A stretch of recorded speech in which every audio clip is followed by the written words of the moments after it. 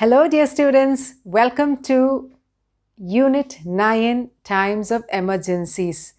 Another interesting lesson in EVS where you can learn a lot of stuff, a lot of new things for your day-to-day activity or in a time of emergency. Alright, let's begin. So what is an emergency? You must have seen emergencies when you see an ambulance go by or a fire truck go by, you know there is some kind of an emergency there, right? So what is an emergency? It is a sudden threat or danger to a human life or property. Sudden threat or danger to a human life and property is called as an emergency. Now, emergencies are something that we cannot control, number one. And second important factor about emergency is that it will cause some kind of a danger or a threat to human life and property. The third thing is we cannot control them and it is sudden. Okay. Now, there are various kinds of emergencies, a sudden illness or an accident or a trauma, all those things are emergencies. But there are emergencies that happen in nature, emergencies that happen in the nature. And these emergencies which cause danger, harm or destruction of life and property because of emergencies in nature is called as natural calamities. Let's start with earthquake. The study of earthquake, okay, is called as seismology. The study of earthquakes is called as seismology. All right, so what is earthquake? Earthquake is when there is a sudden movement in the earth crust, or that is just above the earth crust, on the earth's surface. Okay, it is because there are plates under the earth's surface. Okay, to understand that, you have to understand the earth has three structures. There is an inner core, okay, then there is a mantle, and then this is the crust. Okay, crust, mantle and inner core. Okay, so this area, that is the crust, is having tectonic plates. They have tectonic plates made of, the crust is made of tectonic plates. And what do tectonic plates do? They are constantly in motion because our earth is moving. Okay, so there will be, so this area and above the crust, wherever there is a problem with the tectonic plates, that area there will be earthquakes. Let's learn a little bit more. Now, these tectonic, or where the plate boundaries are, that is the area where these plates are moving. That is the area where there could be volcanoes or earthquakes. Okay, so this is the earth's surface, right? This is the earth's surface and this is the crust.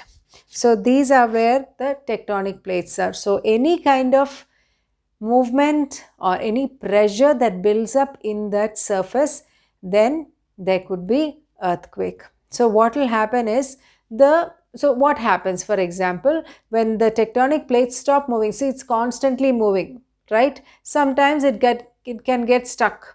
Okay, then what happens? They can't take a holiday, right? They have to keep moving because the earth is moving all the time. So then the pressure to move happens. Then the pressure happens and it's already stuck. Then movement and the stuck situation, they together will produce more pressure. Now, it's not just like a lorry or a bus or something on the road. It's much more pressure, some 1,000 times more pressure in the earth's surface. So imagine the tectonic plates are not moving and the pressure to move is also there, and then because of that the there is more pressure, and the plate breaks. As a result, plates break, the rocks break, and then yes, the earthquakes happen because the energy is released. Because of this heavy pressure and so much happening in that place, pressure is released and or energy is released because of the pressure, and it causes earthquake. Got it? So there are tectonic plates and they are supposed to be constantly moving, but sometimes it can get stuck. Yes.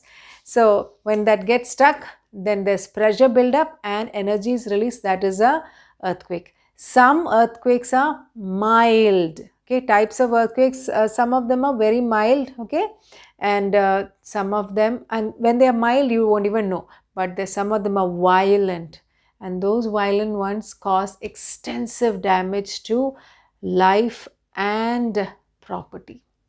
Okay, so that is about earthquakes. And now what do we do when there is an earthquake? Don't panic, keep calm, but act quickly. Keep calm, but act quickly. Quickly move off to an open area. An open area is a must because you should not stand anywhere near things like if there's a window or a plant pot or a electric pole or a tree. Do not stand near them. Do not stand near them at all. Okay? Because if you stand and when the earthquake happens, the earthquake is continuous, then things will start falling. Or don't stand under buildings, don't stand near it.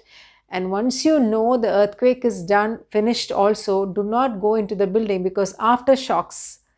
So again, things can fall. So be in an open area. Okay, so that is what you do for a earthquake. What is the next natural calamity? Okay, volcanic eruption.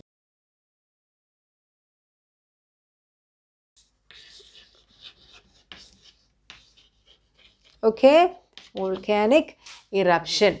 So what happens in volcanic eruption? Again, the same place, the just below the surface of the earth. Okay, the pressure builds up. Now, volcano is the vent through which molten rock, hot gases and ashes are ejected into the earth's surface. It's a vent. Okay, it's a vent means a tiny hole or a big hole through which the hot gases, ashes and molten rocks are ejected. What force it will be, because the pressure inside the earth surface is so high, so high.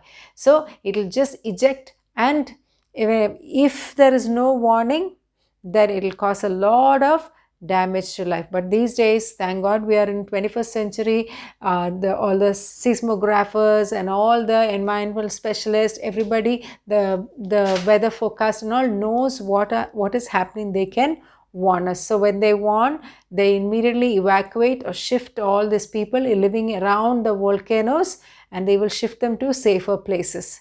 Okay, sometimes these ashes and all fall into so much, and into so many houses, and everything will be covered in ashes.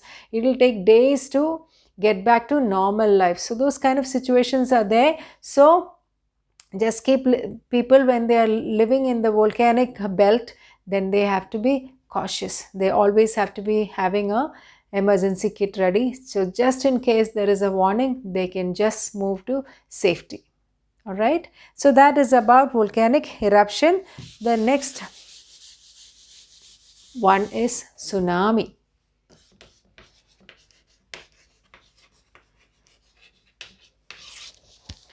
Whenever there is the two things that we learned, an earthquake or a volcanic eruption in the sea, under the sea, okay, then a tsunami happens. Okay, the earthquake or the volcano, if it happens inside the sea or in the seabed, then a tsunami can happen. And tsunami can cause so much destruction because the waves can rise up to 50 feet. The waves can rise up to 50 feet high. Okay, and it can wash off everything in the path of the tsunami. There were two such destructive tsunamis One was the 2004 in our nation itself. There was so much destruction. And the second one, it was in 2014 in 2011 in Japan. So these two caused a lot of damage. So tsunami is like that. Okay. So what do we do in tsunami? Then we have, when we are, first thing is we can see that the sea recedes. Usually the tides come forward, right? But in this one, the tides go back. So when people who live in the coastal areas and all, they know these signs. So the moment you see the sea receding back, warn everybody else, and you also run to a place where there is safety. So preferably, just run to, run to a hill. And in all these situations, it's easy to say keep calm, okay, but it's necessary to keep calm, because if you don't keep calm, you can't think, okay, you become blank and you don't know what you're doing. So keep calm and act quickly. Okay, so that's about tsunami. And the next one is a landslide. So landslides are commonly seen in hilly areas. Landslides are so commonly seen in hilly areas like Himalayas, okay, and even in South India, the Kerala, Tamil Nadu, all this belt, you will find lot of landslide. And this happens in rainy season, okay. This happen on, where does it happen? Hillsides, okay. And what happens? The big rocks, stones, mud, all will wash out because of the heavy rain. And along with this, if there are any buildings, if there are any trees, all that also gets gets washed off. That is, it will just come off from its original place, and it will flow down to the roads, or it could flow into another home, or it's a very sudden, and we cannot control it at all. Okay, so that is a landslide. It usually happens in rainy season in hilly areas. Okay, and these landslides can happen in the hilly areas in our country, and also particularly in Himalayas. Okay, now what happens in landslide is, the reason for landslide is deforestation. The reason for landslide is because of deforestation. Because trees are cut off, then the soil become loose, okay, and the stones and everything will come off very quickly. So that's about landslide. In landslide also, make sure you don't panic. You just pack your emergency kit or your first aid kit and warn others, and act quickly, and save lives and save yourself. Okay, so that is about landslides. So what is next is floods.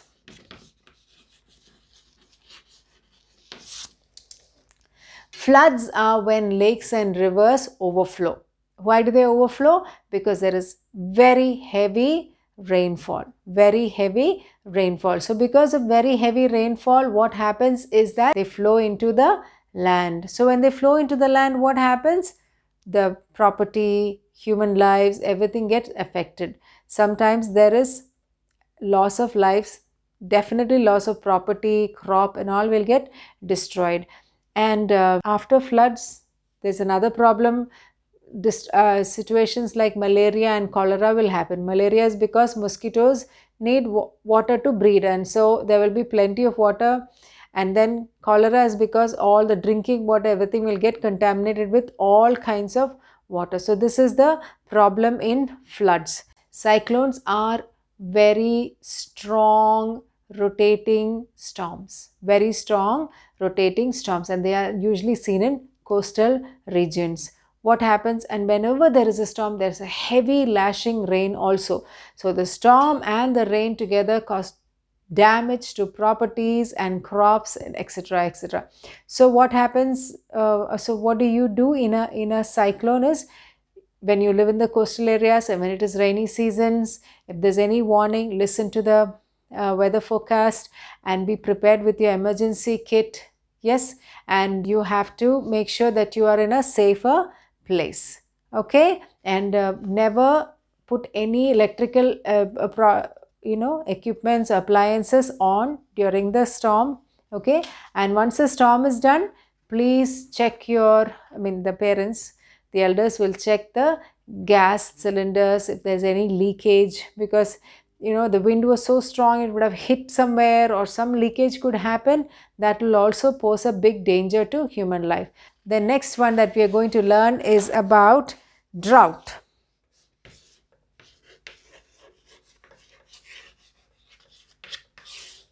Drought itself, the word, that is lack of water or lack of rain. So in some places like Rajasthan and all, there is a long spell of drought. There is hardly any rainfall or absolutely no rainfall.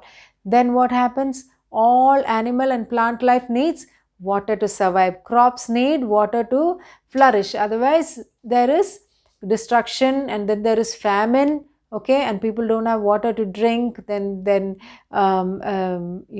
people fall sick. So many things happen when there is a drought. So what do you do to prevent drought? You have a lot to do. You and I have a lot to do. Okay, preserve water, conserve water, save water. Do not waste water. We can always try taking a shower with a bucket of water. You might be surprised that it's enough for us. And then if there's any leakage in taps, get it repaired. Yes. And of course, rain harvesting pits are there for saving water. All these things will really help. Then do not throw away water after washing clothes, because you can use them for washing the car or watering the plants, etc. Okay, so these are the natural calamities. Okay, so far we've been seeing. And then wildfire. Now, why are we calling this fire as wildfire? Because it is not necessarily started by a human negligence. First, one reason is human negligence. The most important is because of lightning. Okay, in countries like US, in the California area, there have been constant forest fires or wildfires in summer. There is lightning, or some bushes catch fire, and of course there is human negligence also. People just leave something after a camping or anything, and it does not just damage one bush or two bushes. It will damage acres and acres of property, and not just property, the animals that are living in it. Okay, and so that is about wildfires. And wildfires are quick and it will spread so fast. So what do you do in this situation? One is you inform the forest officials or the fire brigade, and then you start taking precautions to protect your house and others. You can warn others and make your house a safety zone. If there are any dry bushes or twigs or trees or anything around you, make sure that's all cleared. Okay, so these are the things that you can do when it comes to fire or wildfire. Okay, now when all these emergencies come and there is damage to life, then what do we do? Who do we turn to? Yes, the government have support and aid for natural calamities. Not just the government, national and international agencies, organizations are there, NGOs. Okay, they will come forward to help. Please take a look at your textbook in page number 141. There is United Nations Disaster Management Team. They are one of the first people who will come to help international. They give aid and support. Then who are the rest?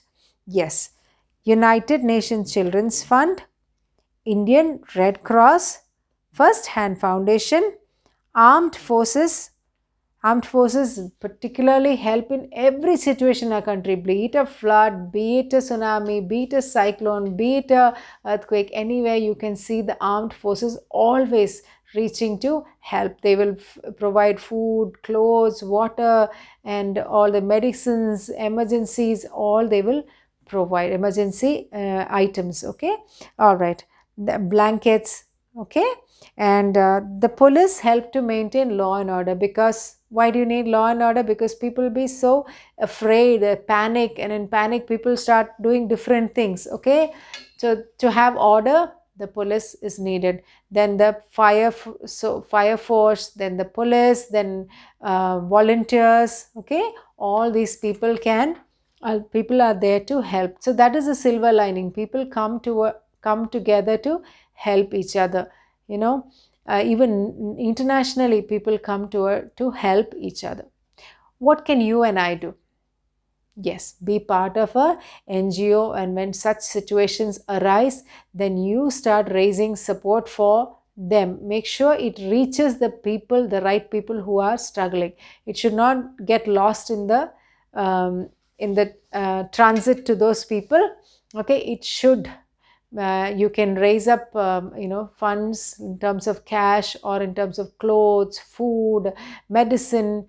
So these things can be done by you and me. That is our part of the contribution. Okay, and last but not the least, emergency kit. Emergency kit. So we've been talking about having a emergency kit. So emergency kit is very essential for almost every homes, especially when they know they are in coastal areas, or they know there are usual earthquakes, or these kind of things. Then just for safety reasons, it's better to have one. So what are the things that should be in a emergency kit? Dry food. Okay, water. Food and water is very important. Then clothes. Then some personal things, whichever is required, which can fit into your kit. Toiletries, medicines, torch.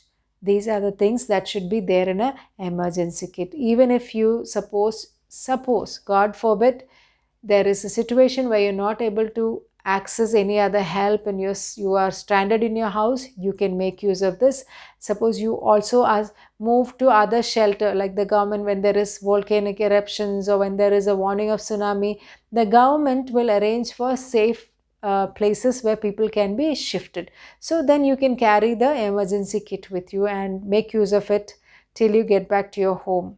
Okay, so I hope you learnt about what are the emergency or natural calamities, okay, and what do we do, and who are the people who can help us during these times. So when you know these information, when and how, and or how these things occur, what can you do, whom can you reach out, then you can be a source of help to those kind of people because of your education, or because of the information that you have, and also by you contributing, like being part of an NGO and reaching out to people in need. So that brings us to the end of this lesson. I hope you will remember these are things that you have in mind, and when need arise, you will act according to what you learned.